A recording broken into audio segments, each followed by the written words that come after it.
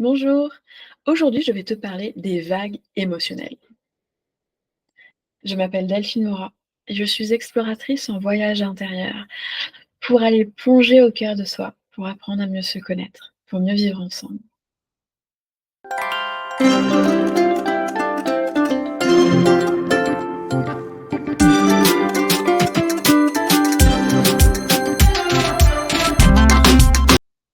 Les vagues émotionnelles, comment te dire? Je connais. Donc, tu ne me verras pas en dans mes pics et dans mes creux parce que j'apprends à vivre avec et j'ai appris à ce que mes vagues émotionnelles ne me submergent plus. Cela ne veut pas dire que je ne pleure plus, que je ne suis pas en grand doute existentiel, que je ne suis pas en gros pic de joie. Ça, je le vis toujours. Par contre, j'apprends à m'en détacher, à me dire: «C'est une phase». Je peux passer par une phase, à un moment donné où je vais me mettre à pleurer, mais pleurer tellement fort, mais tellement en profondeur au creux de moi, que j'ai l'impression que ça va durer pendant des heures et des jours. Je pourrais même te dire à ces moments-là, c'est la fin du monde. Vraiment, tellement je ressens cette souffrance.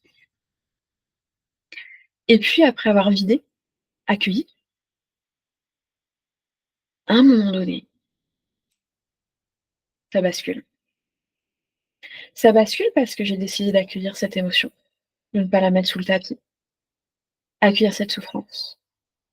Généralement, j'en profite également pour faire une pratique pour aller voir le message, voir ce que ça touche en moi, voir peut-être ma petite fille intérieure blessée ou autre. C'est accueillir cette émotion, mais c'est aussi accepter qu'elle ne me détermine pas. Quand je suis dans ces vagues, en bas ou en haut, j'ai appris aussi à ne pas prendre de décision. Alors c'est quelque chose que j'ai appris beaucoup grâce à l'human design, qui est un de mes outils que j'utilise pour mes accompagnements, parce que j'ai ce plexus solaire défini, donc je suis d'autorité dite émotionnelle et on t'explique que, justement, l'idée c'est de ne pas prendre de décision quand on est creux, en haut ou en creux et de les prendre quand on est justement aligné.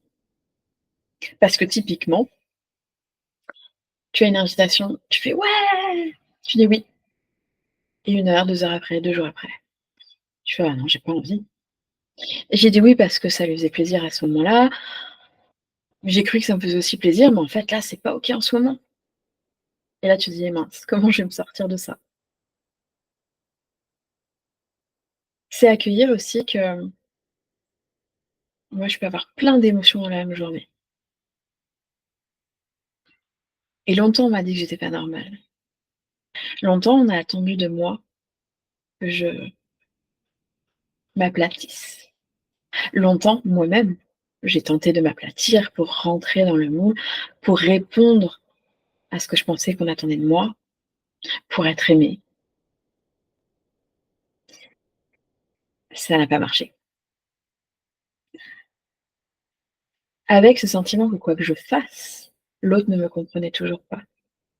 Et pourtant, j'en faisais plein des efforts pour rentrer dans cette case que je pensais dans laquelle je pensais devoir rentrer.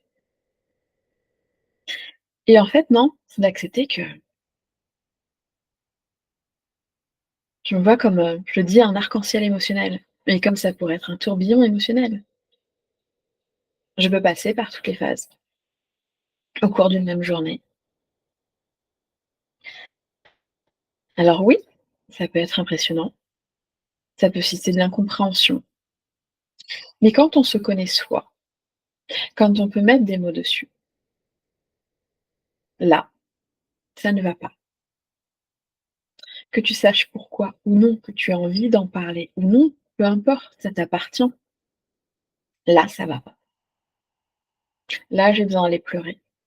Là, j'ai besoin d'être seule. Après, la vague passée, tu vas pouvoir aller voir ce que ça a touché en toi, le message qu'il y a eu. Parfois, c'est juste un petit rappel de la vie pour dire: «Tiens, ce truc-là, tu es sûr qu'il était réglé?» Je suis sensible à ce petit truc-là, hein. Et parfois, c'est te rendre compte aussi que la même situation, à un autre moment, tu ne la vivras plus du tout de la même manière. Ce n'est pas pour autant que tu la vivras toujours de cette manière après. C'est cyclique, mais c'est accepter de plonger, de plonger dans sa souffrance, de plonger dans se demander de ce qu'on fout là, et à la fois de savourer avec extase un chant de coquelicot, un rayon de soleil, un rire d'un enfant. Et c'est accepter qu'on a aussi cet entre-deux et que tout le monde ne fonctionne pas non plus comme ça et que certains sont dans cet entre-deux tout le temps et beaucoup plus linéaires.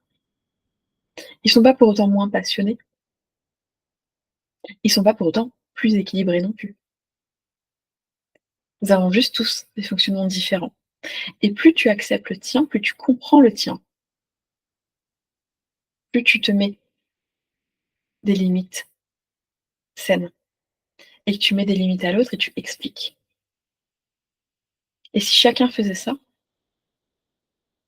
on pourrait tous vivre en harmonie ensemble, en communiquant ses besoins et sa connaissance de soi les uns aux autres. Si tu veux en savoir plus, bien sûr, tu as tous mes contacts en dessous et je te souhaite une belle journée.